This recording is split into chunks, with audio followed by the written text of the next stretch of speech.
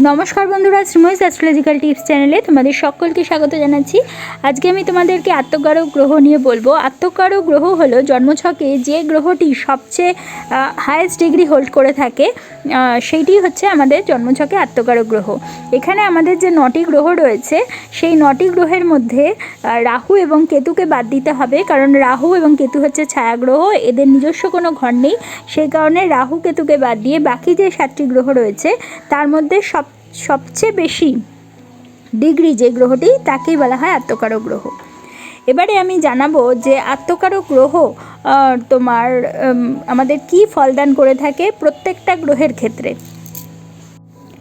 যদি শনি তোমার আত্মকারক গ্রহ হয়ে থাকে, তাহলে বোঝায় তোমার সবসময় মনে হবে যে তুমি ধীর কঠিন পথ পাড়ি দিয়েছো, কিন্তু এর কারণ হলো তোমার আত্মা এখানে আধিপত্য বিস্তারের জন্য এসেছিল, এবং তোমার বৃদ্ধি যা কিছু হবে তা কিন্তু দ্রুত হবে না, ধীরে ধীরে হবে, এবং তা হবে অক্ষত।